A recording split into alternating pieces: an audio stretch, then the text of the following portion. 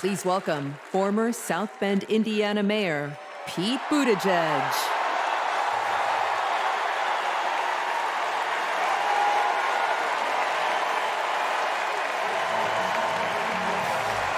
Thank you. Thank you. Good evening, Democrats. Thank you, Chicago. Here's a sentence I never thought I'd hear myself saying. I'm Pete Buttigieg, and you might recognize me from Fox News.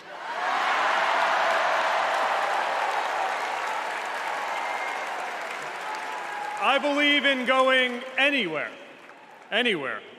in service of a good cause, and friends, we gather in a very good cause, electing Kamala Harris and Tim Walz, the next president and vice president of the United States.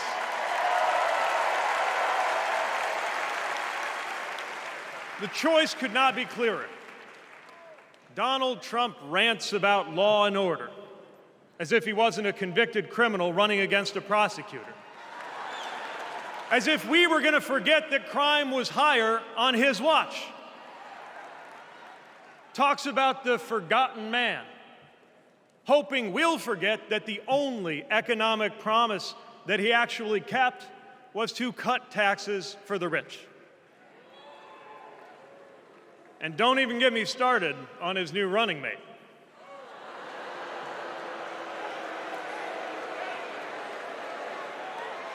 At least Mike Pence was polite. J.D. Vance is one of those guys who thinks if you don't live the life that he has in mind for you, then you don't count. Someone who said that if you don't have kids, you have, quote, no physical commitment to the future of this country. You know, Senator, when I deployed to Afghanistan, I didn't have kids then. Many of the men and women who went outside the wire with me didn't have kids either. But let me tell you, our commitment to the future of this country was pretty damn physical.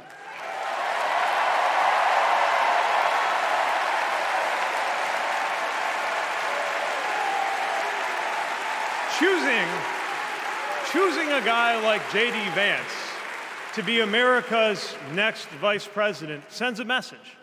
And the message is that they are doubling down on negativity and grievance. Committing to a concept of campaigning best summed up in one word: darkness. Darkness is what they are selling. The thing is, I just don't believe that America today is in the market for darkness.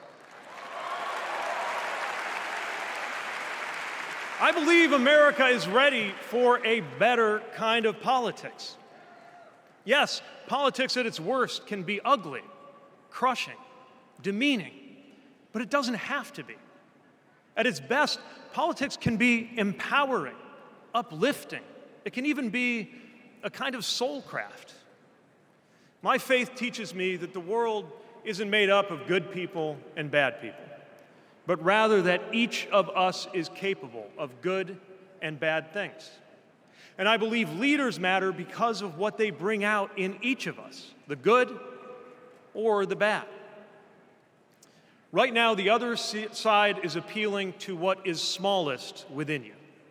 They're telling you that greatness comes from going back to the past. They're telling you that anyone different from you is a threat. They're telling you that your neighbor or nephew or daughter who disagrees with you politically isn't just wrong, but is now the enemy. I believe in a better politics, one that finds us at our most decent and open and brave. The kind of politics that Kamala Harris and Tim Walz are offering. And as you have felt these many days, that kind of politics also just feels better to be part of. There is joy in it, as well as power. And if all of that sounds naive, let me insist that I have come to this view not by way of idealism, but by way of experience. Not just the experience of my unlikely career, Someone like me, serving in Indiana, serving in Washington, serving in uniform.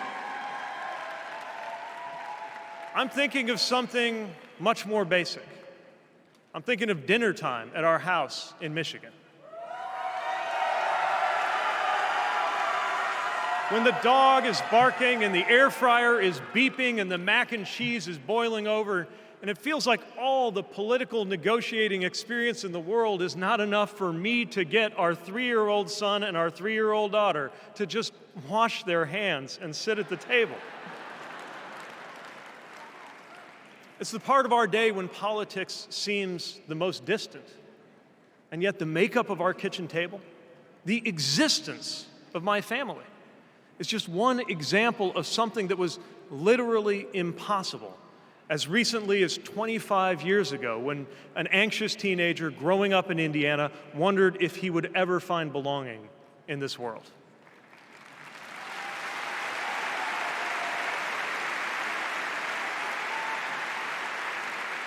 This kind of life went from impossible to possible, from possible to real, from real to almost ordinary in less than half a lifetime. But that didn't just happen. It was brought about through idealism and courage, through organizing and persuasion and storytelling, and yes, through politics, the right kind of politics. The kind of politics that can make an impossible dream into an everyday reality. I don't presume to know what it's like in your kitchen, but I know, as sure as I am standing here, that everything in it, the bills you pay at that table, the shape of the family that sits there, the fears and the dreams that you talk about late into the night there, all of it compels us to demand more from our politics than a rerun of some TV wrestling death match. So this November, we get to choose.